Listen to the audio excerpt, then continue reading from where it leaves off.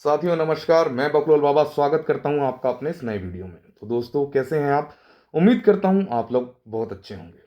तो दोस्तों जैसे मैंने एक बार पहले वीडियो बनाया था कि दुर्योधन महान क्यों था, और आप लोगों को वीडियो बहुत पसंद आया था। कई लोगों ने बोला कि इस कड़ी में और वीडियोस डालिए, और मैंने आपको बोला था कि मैं दुर्योधन और रावण ऐसे लोग जिनको खलनायक समझा गया, लेकिन वाकई में वो खलनायक थे नहीं, और अगर थे तो परिस्थितियों ने उन्हें खलनायक बनाया।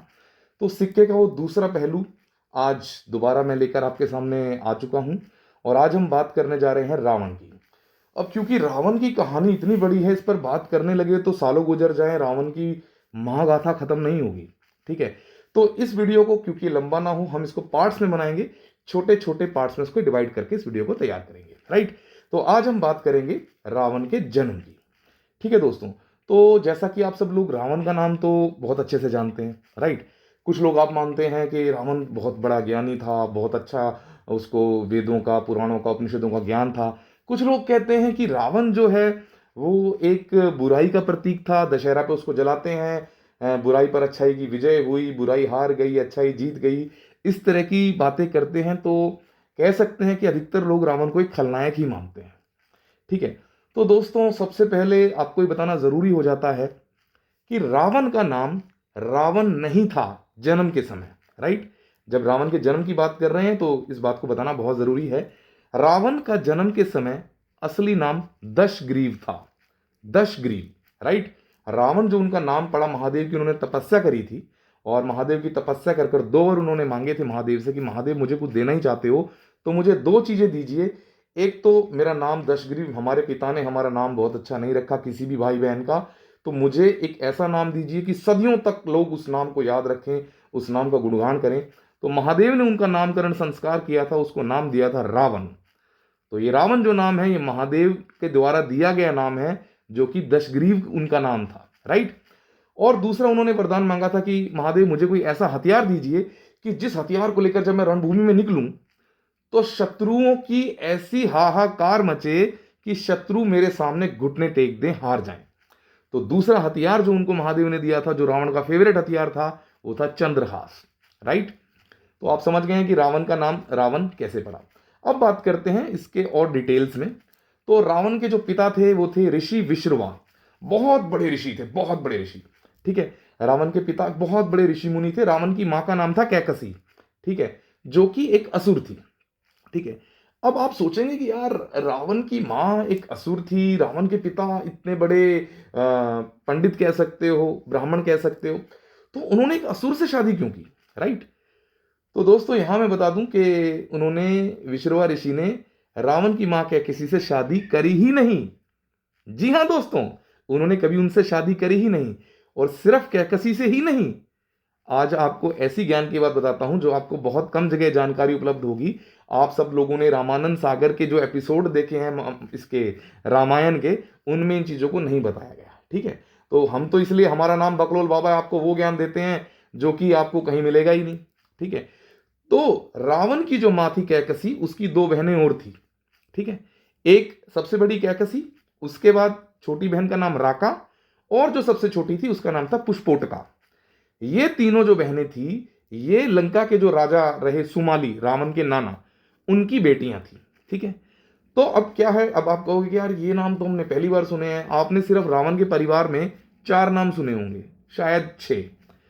तो जो सबसे बड़ी कैकसी थी, उससे जो पैदा पुत्र हुए वो थे रावण, कुंभकर्ण और विभीषण। जो बीच वाली बहन थी राका, उससे जो पुत्र उत्पन्न हुए वो थे खर, दूषण और शूर्पणखा। और जो सबसे छोटी बहन थी राका, उससे जो बच्चे हुए वो थे महोदर, महापाश और कुंभीनसी। तो इस प्रकार रावण 9 भाई बहन थे, 9 भाई बहन। ठीक है, तो अब आप बात करते हैं कि यार आप कह रहे थे कि यार इन्होंने तो शादी ही नहीं करी। बिल्कुल नहीं करी। तो जो ऋषि विश्रवा थे वो ऑलरेडी शादीशुदा थे। उनकी पत्नी का नाम था इलाविडा। ठीक है, जो कुबेर की मां थी। जी हां दोस्तों, कुबेर और रावण एक तरह से कहा जाए तो कजन भाई थे, लेकिन कट्टर दुश्मन। इतने कट्टर दुश्मन कि अगर रावण को कुबेर दिख जाए तो रावण उसकी जान ले ले, और उसने बदला लिया भी। अगले पार्ट्स में आपको पता चलेगा। ठीक है, तो अब बात करते हैं इसकी। तो जब कुबेर की उम्र लगभग 40 साल थी, उसने लंका पे विजय प्राप्त करी, सुमाली को हराया, और उनकी जो तीनों राजकुमारियां थी, ठीक है। रावण की माँ कैकसी, उसकी मौसियां राका और पुष्पोटका, उन तीनों को बंदी बनाया और बंदी बनाकर अपने पिता विश्रवा जी के आश्रम में लेकर गया। हालांकि जी तो उसको बोलना नहीं चाहिए था, तो मादरचोद, बहन का लंड, ठीक है। जी हाँ, आज थोड़ी गाली पड़ेगी क्योंकि काम ही उसने ऐसा करा है, ठीक है।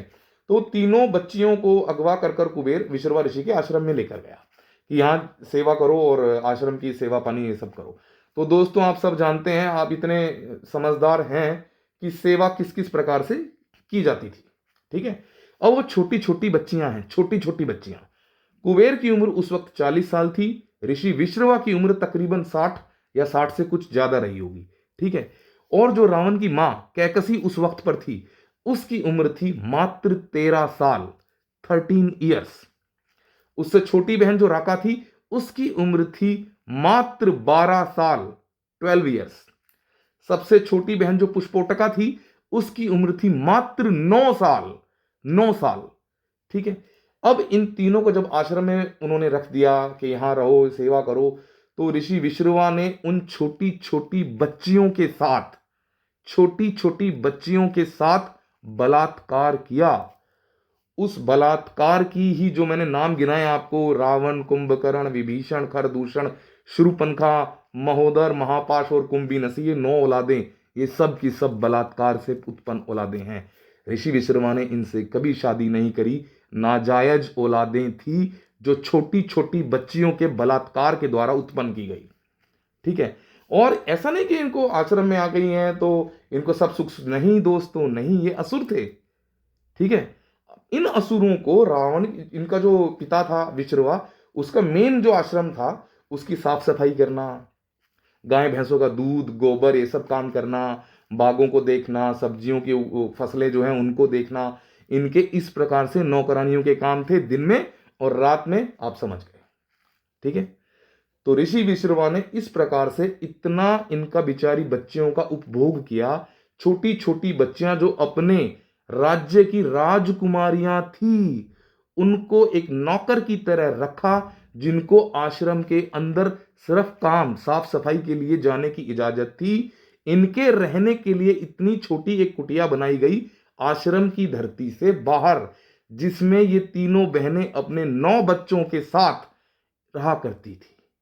इन बच्चों को मेन जो कुटिया थी, जो आश्रम के अंदर विश्रवा की कुटिया थी, उसमें जाने की अनुमति नहीं थी, ना बच्चों को, ना इन तीनों राजकुमारियों को, ठीक है। इनको एक अछूत की तरह बाहर रखा जाता था, ठीक है। अब आप समझिए, खुद सोचिए कि रावण जो इतना अभिमानी, इतना गुस्सैल, इतना प्रतिशोध से भरा हुआ था, वो क्यों था? रावण ने बचपन से अपनी मां और अपनी मौसियों को दुख, गरीबी, घृणा, भेदभाव, इस तरह की चीजों से जूझते हुए देखा। उनकी आंखों में आंसू देखे, उनकी आंखों में प्रतिशोध देखा।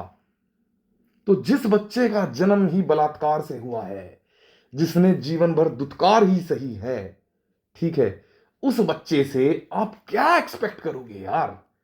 क्यों ना करे वो गुस्सा, क्यों ना ले वो प्रतिशोध, क्यों ना कुबेर को अपना दुश्मन माने, क्यों ना माने? खुद सोचिए। लेकिन जो भी हुआ वो आप सब जानते ही हैं।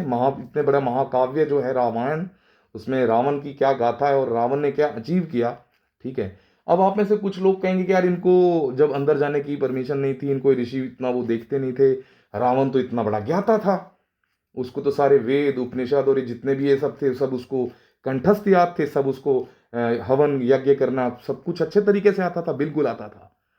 लेकिन उसको ये शिक्षा, देखो प्रारंभिक शिक्षा उसको जो दी विश्रवा ने दी, ठीक है। लेकिन इस चीजों में, इन चीजों में जो उसको निपुण बनाया, उसको निपुण बनाया किसने भला? ब्रह्मा जी ने, राजा बलि ने। राजा बलि, वही राजा बलि, कहानी वो लंबी हो जाएगी, बस एक बता देता हूं, हिंट दे देता हूं। वो असुर इतने बड़े महासम्राट, जिससे बड़ा महासम्राट तो रावण भी नहीं बन पाया, जिनसे एक पैर में विष्णु जी ने धरती माप ली थी, एक पैर में आसमान माप लिया था, तीसरे पैर में जब उन्होंने बोला तो उन्होंने अपना सर नीचे कर दिया था, वही राजा बलि। उन्होंने भी रावण की शिक्षा दीक्षा में पूरा योगदान दिया। तो दोस्तों अब आप समझ गए कि रावण का जन्म कैसे हुआ, कैसी ये बेचारा भुखमरी में, दुख में, अभाव में, घृणा के साथ अपना जीवन, बचपन बेसिकली जिया। तो अब सोचने की बात यह है कि जब इतना इनका हालत खराब था सबका, रावण कैसे इतनी बड़ी सेना तैयार कर लिया, कैसे लंका जीत लिया, कैसे ये सब हुआ, इतना बड़ा महान सम्राट बना, सब कुछ बना, कैसे बना। तो दोस्तों यही बात है जो हम आपको अपने आने वाले अगले पार्ट्स में बताएंगे। आज सिर्फ जन्म के बारे में कि रावण का जन्म एक बलात्कार से हुआ, एक दुत्कार के साथ उसने अपना इनिशियल जीवन जिया। घृणा और प्रतिशोध के जो बादल थे उसके दिल में धीरे धीरे उमड़ते रहे, जो एक दिन उस बादल ने तूफान का रूप लिया। और उस तूफान को ये पूरी दुनिया देख चुकी है, ये पूरी दुनिया इतिहास में पढ़ चुकी है कि वो तूफान कैसा था और किस तरह से उसने पूरी धरती को, आज इतने हजारों साल बाद भी रावण को हम कहते हैं कि इससे महान योद्धा इस पूरे जीवन काल में, या कह सकते हैं कि इतिहास में नहीं हुआ, जिसको मारने के लिए श्री राम को आना पड़ा। ठीक है, तो देखिए मैं सबसे पहले तो आपको ये बता दूं कि मेरा मकसद किसी की भावनाओं को ठेस पहुंचाना नहीं है भाई। ठीक है, मैं तो सिर्फ फैक्ट्स पर बात करता हूं, और ये जो चीज़ें मैंने आपको बताई हैं ये आप कहीं भी देख सकते हैं, और कहीं भी तो नहीं मिलेंगी, लेकिन अगर कोशिश करेंगे तो आपको मिल जाएगा कहीं ना कहीं। ये रावण की सच्चाई, उसके जन्म की सच्चाई, उसकी जो तीनों उसकी माँ और मौसियाँ जो थी उनकी सच्चाई, और उस मादर चोद बहन के लंड बुड्ढा हराम का लौड़ा उस विश्रवा की सच्चाई, और उस गांडू के बच्चे कुबेर की सच्चाई। ठीक है, तो दोस्तों गालियों के लिए क्षमा चाहता हूं, लेकिन दिल में इतना गुस्सा और इतना उफान है, फिर चाहे वो कोई भी हो, फिर चाहे अगर कोई इस तरह का गलत काम करता है, फिर चाहे वो ऋषि मुनि हो, चाहे देवता हो, या मैं कहूँगा कोई भी हो, वो सिर्फ गालियों का हकदार है। मेरा तो खून खोलता है दोस्तों, पता नहीं आपका खोलता है कि नहीं खोलता, बट फिर भी अगर किसी को वीडियो अच्छी लगी हो तो लाइक कीजिएगा। आज मैं पहली बार कह रहा हूँ कि अगर अच्छा लगे तो लाइक कीजिएगा। देखते हैं वीडियोस, लाइक नहीं करते हैं, ठीक है, क्योंकि देखिए मैं बहुत मेहनत करता हूँ, मेरा शेड्यूल बहुत बिजी रहता है दिनचर्या में, फिर भी मैं आप लोगों के लिए इतना गहन अध्ययन जो मैंने करा है, जो मेरे पास ज्ञान है, मैं चाहता हूँ आप लोगों तक पहुँचे। पहुँचाने का तरीका थोड़ा सा एग्रेसिव हो सकता है, थोड़ा उसमें कुछ गाली वगैरह हो सकता है, उसके लिए मैं क्षमा मांगता हूँ आपसे। लेकिन अभी तक के लिए इतना ही। तो रावण के जन्म की आप गाथा जान चुके हैं।